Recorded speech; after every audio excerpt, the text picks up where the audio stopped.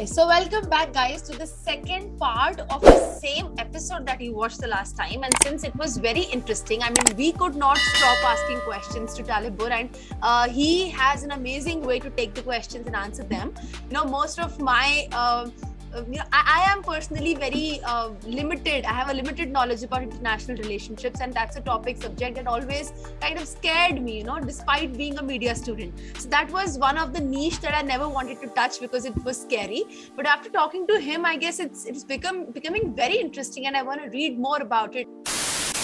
So, taking our conversation forward, in the last episode, we were talking about the importance of public diplomacy, and Talibur was covering on how it is very important to be associated, for the governments to be associated with the publics as well, you know, and how publics play a very, very important role into international relationships, which we might not be knowing, but we are a very important part of how the world is running, especially in the context of South Asian countries, because there's a lot happening in our area, right?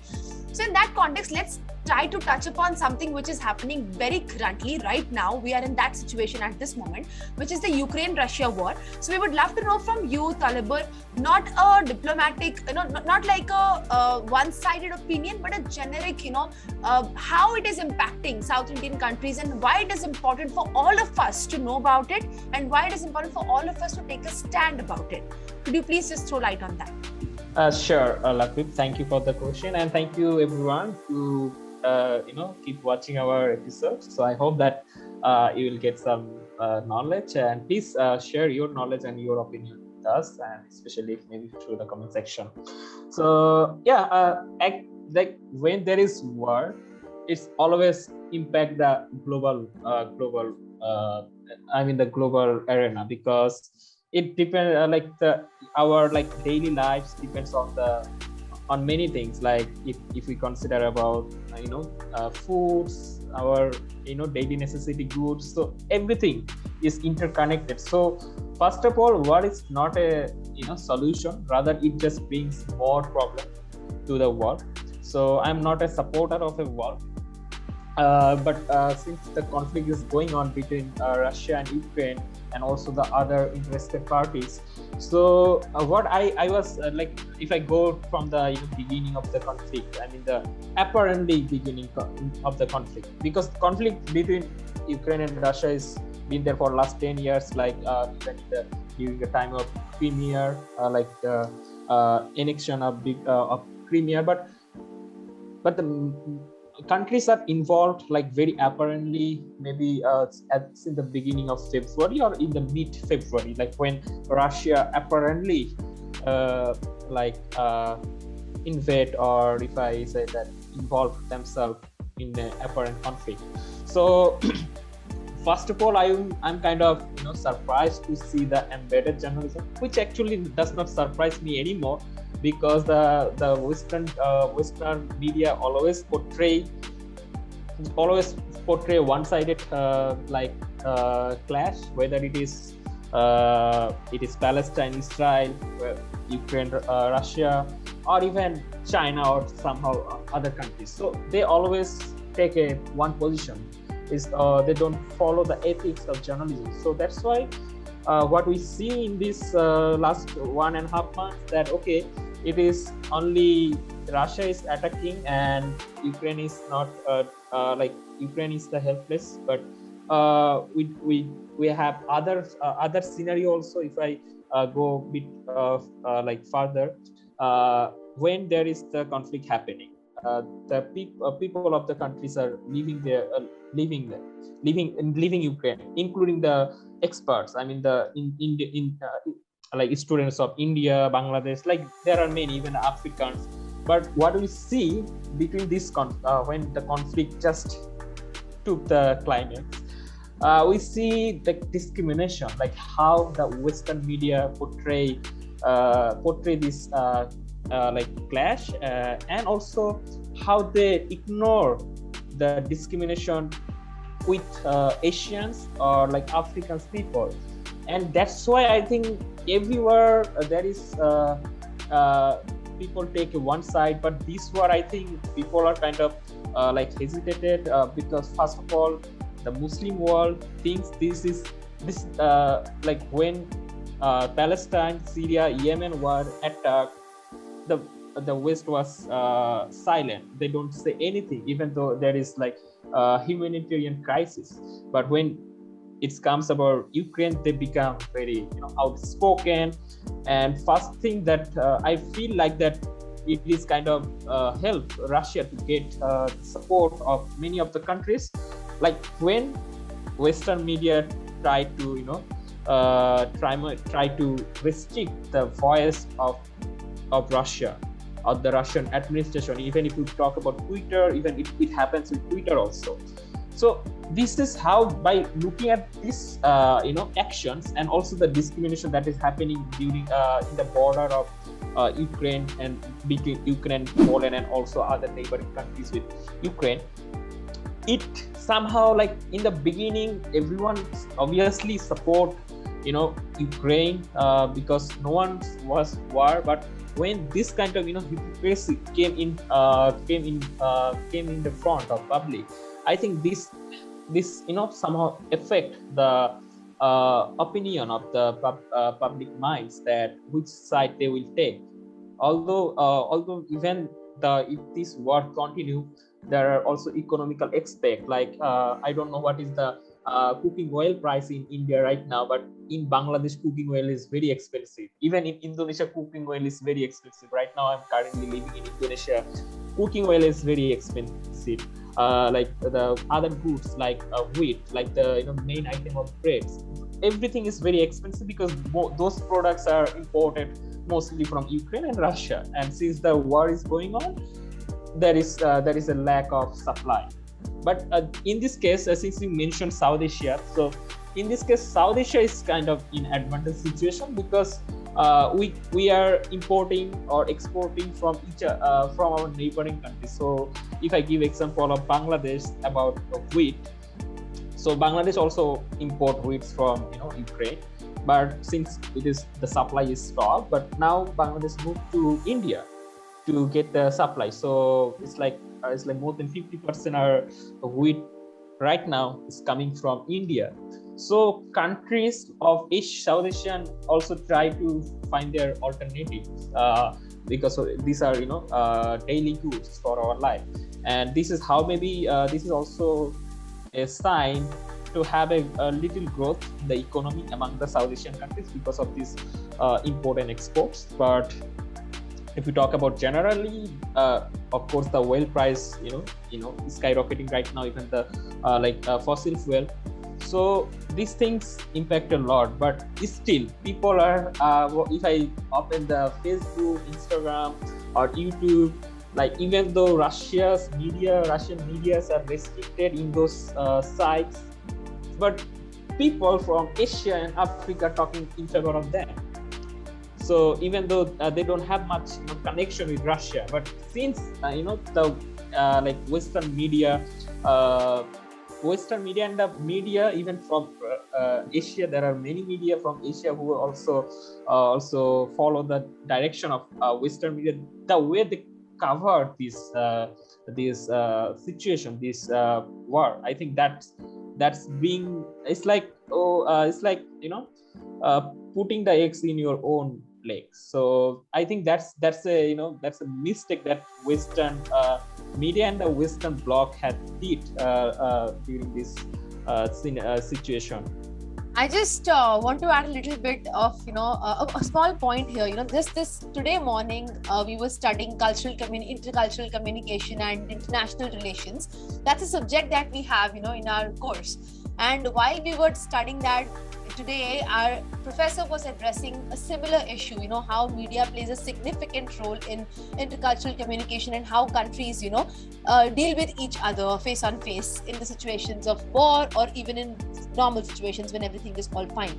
So I guess Talibur has brought about a very important point, which might not be directly associated with the topic of the discussion today, but then it is one of the very important aspects that kind of needs to be attended to, as to how media plays a very significant role into either destroying relations or making relations very healthy between two countries, right? And like you rightly pointed out, we see a lot of biased news airing everywhere, and we see one side of the story, and it's a general tendency for the public to get carried away by what they are seeing. when you are not seeing an unbiased data. That is why while asking you this question, the word I used was a very generic and unbiased view, not an opinion, but a view of what is happening, because that's what people really need to know in today's era. What they see is 95%, that is one side of the story, and people unfortunately they get carried away by whatever information they get, and then these kind of disasters happen, and then smaller disasters inside the country also keep happening in the form of riots and fights and all sorts of disturbances amongst people who are supporting different parties. So thank you so much for bringing in a very, very important topic, a very important point into the view of people. Very, very significant, I guess. Thank you, Ravin. I think I should tell the audience what is embedded journalism just in one line. So embedded journalism is kind of journalism that only wants to show you what they want to, what the media want to show you. So it's not like they want to, like if a baby is crying, they just want to show the baby's face, not the behind or the I mean the first or the last turn of it. So that's why it is to manipulate, and it start since the early 2000s when the United States invade Iraq. So that these terms comes from that time, like when then they shows like one party as a terrorist. So that this is how embedded journalism was popular. I think and people, you have to be very careful about this, because that is how most of the journalism is kind of practically happening these days. Like not giving you a negative this thing, but then being very honest. One has to be very careful, and you have to be very critical in terms of what you want to take. Have to be a good have to have good sense of picking up news as well. So it's important for people to understand and be literate in terms of what you want to accept and what you would want to accept. Most of what you see could be just one side of the story. So we critically evaluate everything you get, and after that try to put in your own thought into it, and try to understand the situation from all 360-degree angles, sort of all the sides. Right? Absolutely. Pavan, you want to say something, right? Yeah, if you look at it, if you go back in time, say a few decades ago, right after the World War II, or after the World War, during the World War, it was a propaganda everywhere, because each wanted to show who is the best. So following that, if you look at the Cold War era, the Russian propaganda was everywhere in Indian channels, Indian media of those days.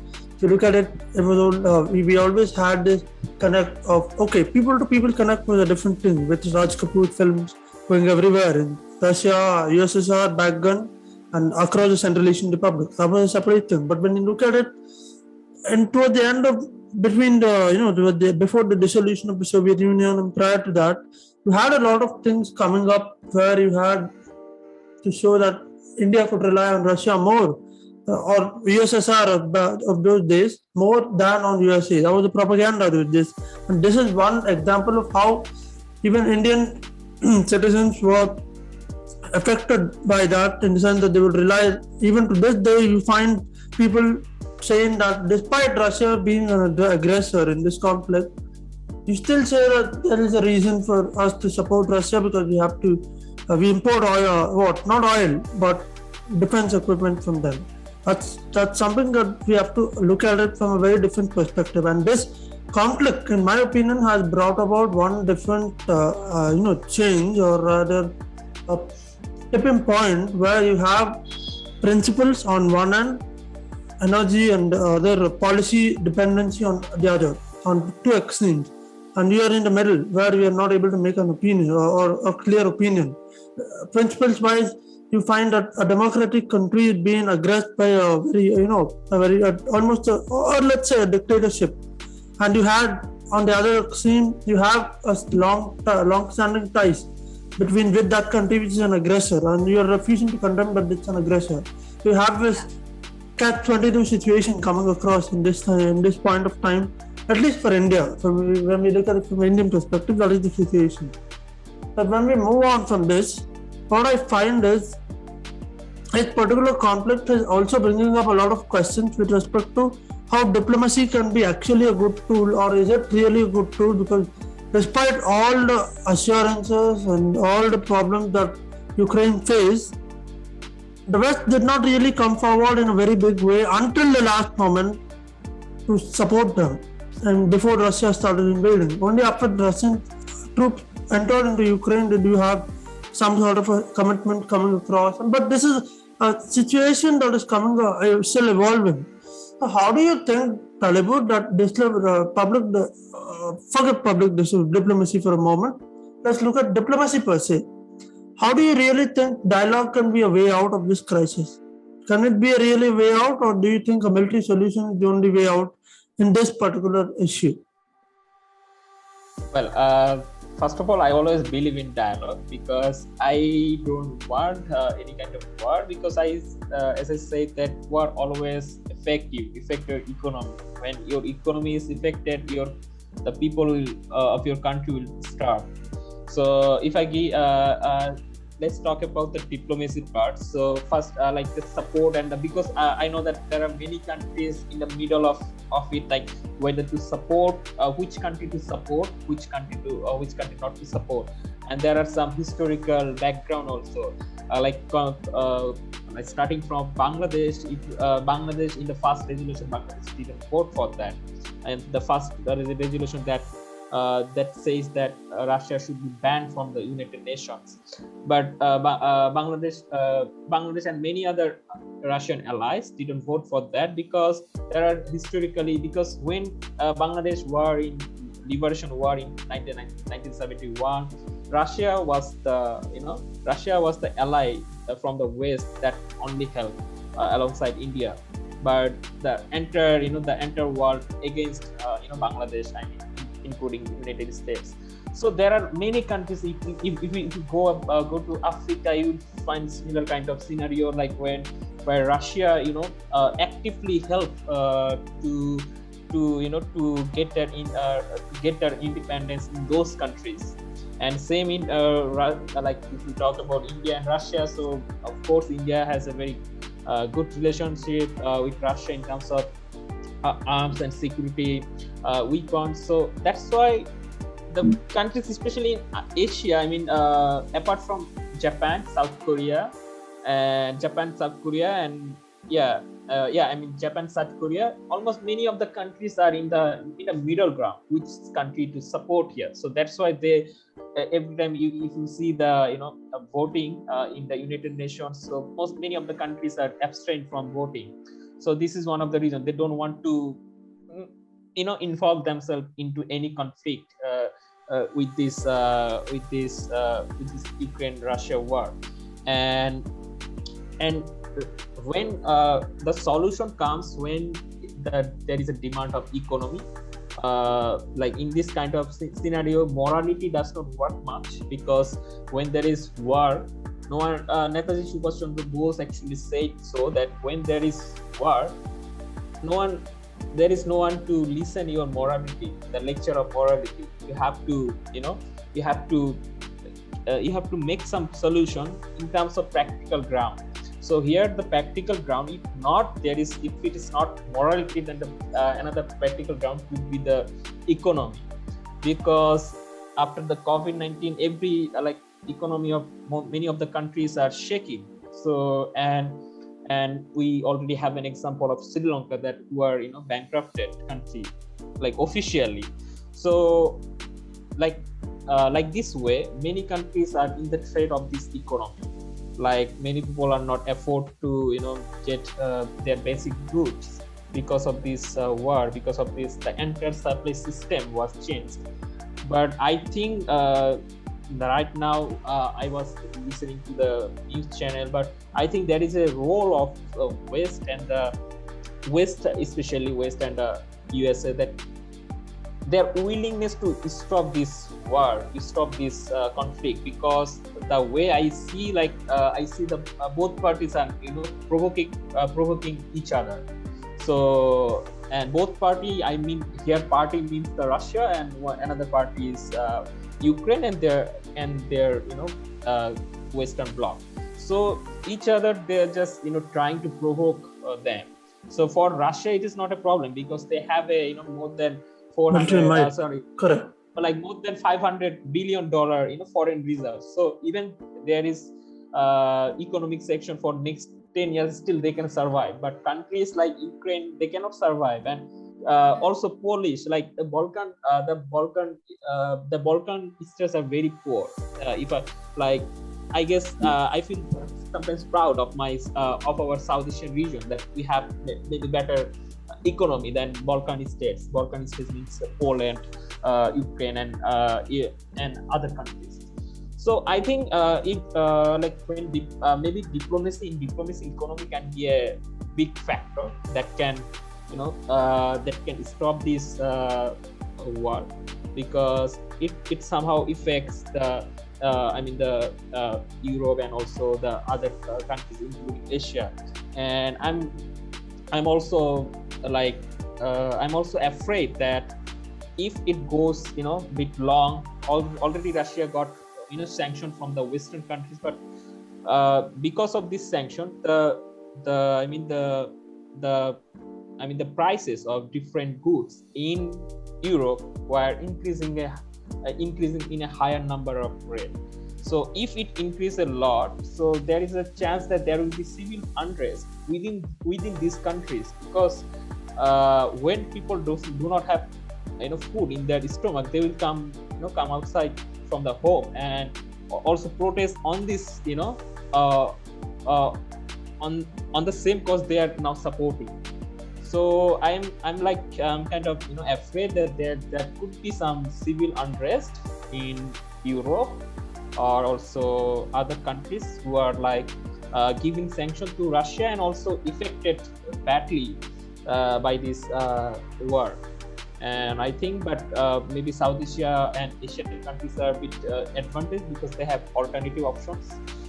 So because civil unrest is a very very historically common thing, that when something's going on, people support, but when they don't get support, the financial support, they get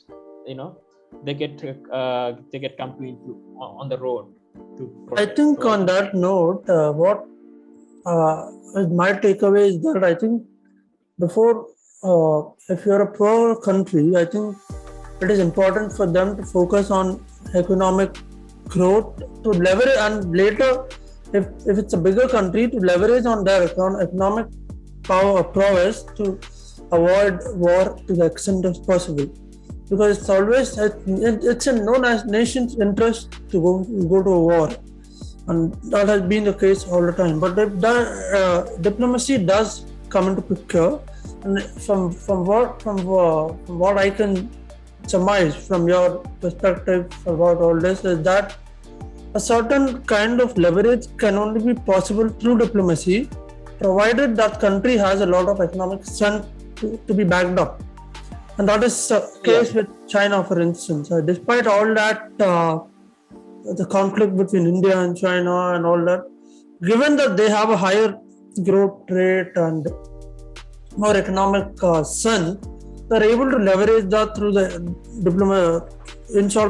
let's say there is a military problem there, but still they're trying to leverage that through trying to, let's say, make India sort of surrender into that, which is not going to be the case, but still they're trying to do that, to saying that you have this much of contribution coming in from our country into your country. So the leverage is sort of helping diplomacy come into play in a bigger way.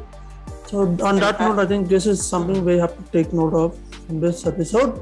And Lovepreet, and just adding to what Pavan and Talibur have just shared with us till now, there's one thing that people, I come across a lot of people on an everyday basis who still have a doubt as to why India is taking the stand that it's taking. What is the reason? So there are multiple reasons, one of them being the policy, how it has to be diplomatic, in the sense it has to be aligned with what the policy says. The second very important reason is we are tied from both the ends, so we are highly dependent on both the countries, and hence we don't have the scope to go against one of the countries and go with one of the countries. This is the reason why India is on a neutral stand and is not taking any sides at the moment, and I think that's a safe thing to do at the moment. Reason being, there's actual dependency that we have on both the countries in the scene right now, and getting into a war, like Talibur and Pavan rightly pointed out, is just a disaster for the whole world. We might be feeling that it's happening a few 100,000 kilometers away from us. How will it affect us, right?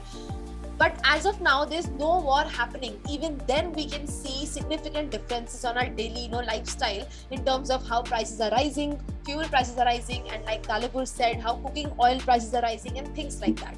And in the similar fashion, there is a lot of destruction that can happen if this scenario, heats up and it becomes a war. It's going to impact the whole world altogether. So that's like one small thing that you also need to understand, and that's the reason why India is behaving how it is behaving. So Lavpreet, do you have any other further question to ask? Because we are almost covered a lot of ground in this episode. I would kind of like to give this creative freedom to Talibur now to kind of wind up this show, because I guess he has a lot to tell us, right? And he has a lot to add to our knowledge. But keeping in mind the time constraints, and keeping in mind that we don't, move away from our topic, I would like Talibur to take this final, some time and just conclude the topic and give his opinion on, what he thinks, and just kind of wind up the whole, bring together the whole episode. Sure. Thank you, Lavpreet and Pavan, for giving me the floor again. So, as we said about the diplomacy, like how can it work, and it's actually it does not only affect the poor country, but it's also affect the developed country. That's why countries like USA is not directly involved in this war, because they have already lost a lot of money because of Afghan war. So this is they are. Maybe they are also following the way of Germany. So Germany is also not directly involved in this war because of this scenario. So if everyone tried to save their save their back fast here. So no one wants to come here. Although European Union is, the NATO specifically is very active in this regard, but eventually they will also have give the price when the civil unrest will come, economy will be for collapse, and also the budget, everything. So these things come, and in a capitalistic world, it is very important to to back your economy, to grow your economy, because we don't live in an era of socialist era in 200 or 300 years ago.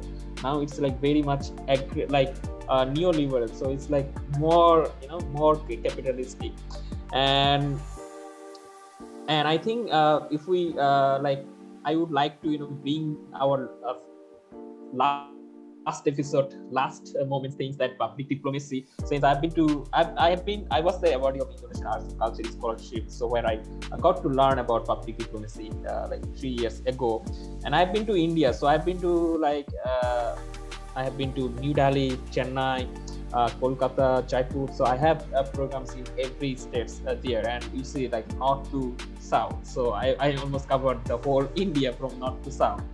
So I think it is important to first of all remove our barrier among us. So it's regardless country or religion, because this is not the time to to debate they are silent in the times of Palestine, so we have to be also silent.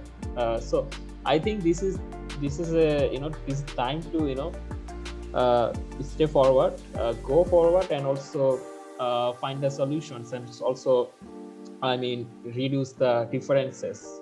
And if we remove the differences, I guess the states are bound to follow you, because ultimately you are the source of their power. So I think that is also important. And about another concluding remarks, that why South Asian countries are very neutral in this situation. So I guess the audience has got a idea why South Asian countries are not voting maybe in favor of Ukraine, or also not in favor of Russia directly. So obviously when someone is abstain from the voting, it means that they are not actually voting in favor of them. So that's the only meaning. But yeah, I think that is the way.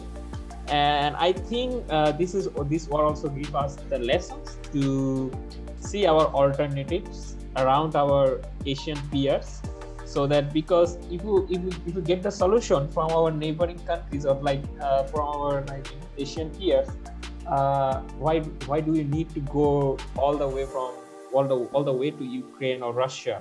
So this is also maybe a silver lining to have a diplomatic collaboration among the Asian countries. And because Asian is like always unstable comparing to Western countries, so I think that could be a biggest takeaway from this war, and we just should avoid war. And about positioning, I will not tell anyone to like which position they could take from here. I would leave it on their judgment. But yeah, that's all. I'm always a person who always see the economic aspect first, because for me economy matters when you have lots of population to feed. So that's all, I think. And I guess we'll practice more public diplomacy in South Asia. Like I've been to in Southeast Asia, I mean in Indonesia and other Southeast Asian countries for a long time. So I have seen very closely when they have regional conflict, but still they have a very coherent relationship among the population. I'm also blessed because of for this program. Actually, my friend recommended me to Pavan and Lovepreet. So because I'm very fortunate to have good friends from India. But as a general, the South Asia is not in the right direction, if I say.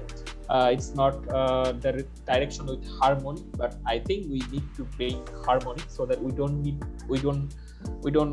to face any consequences that Ukraine and Russia are facing right now. So I think that's all, and I hope to see you all again. So maybe talk about some other issues. Thank you so much for having me. Yeah, so I wanted to say one, just to add a very small counter. It has been like, since I am an economist and into a lot of this kind of trying to understand how geopolitics impacts economy and economics impacts politics and international relations. It's a very, a big multivariable calculus. You can take it up and try to study that. But it's not this calculus, but the calculations involved in terms of people-to-people perceptions and all these that impact economy as well. So I had found out that at one point that there were published research shows that historically it was wars that sort of pushed the European countries into what they were today, at least the developed ones. So prior to, you had a lot of these conflicts during Napoleon's time, and after that, after French Revolution, and between England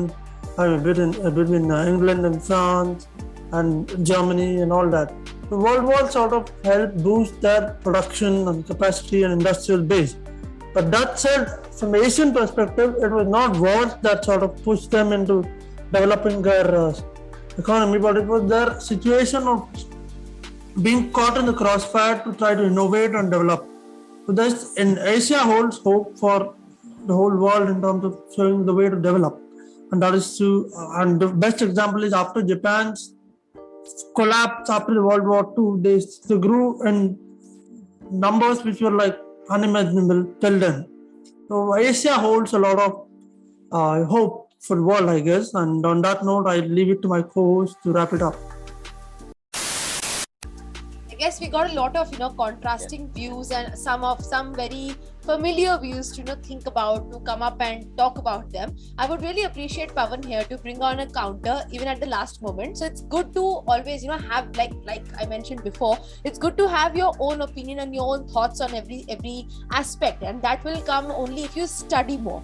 The second thing which Talibor was talking about is interaction. So even though we might feel it's a very meager, small thing to focus on, but I feel youth to youth interaction and youth being actively participating, in public speaking and talking to people from different countries, and just initiating a talk and understanding perspective of different people is really, really important, because we are not just to say, but actually the future of the world. And if we are not aware of how our fellow humans feel, or how our fellow humans are, treated in their countries, or what they feel about international relations, it's very hard for us to think from a global perspective.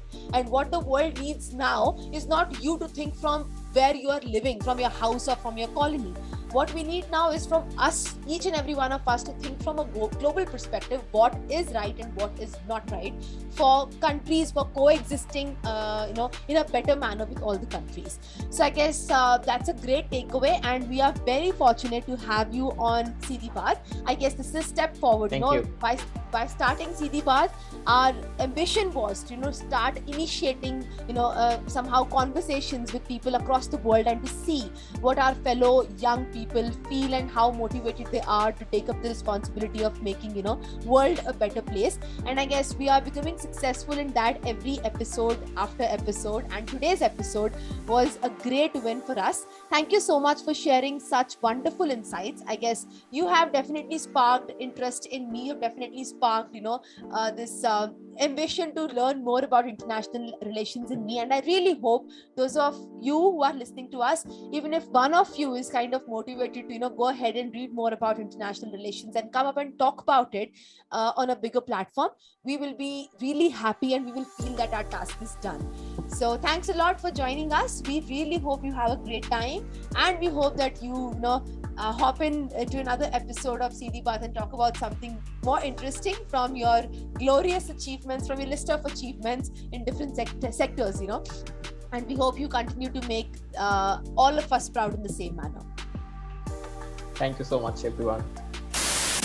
Okay, guys, do not forget to subscribe, like this video, share this video with people who really need to know about it, and keep following us on CD Baat. Stay tuned for the next episode. Bye-bye.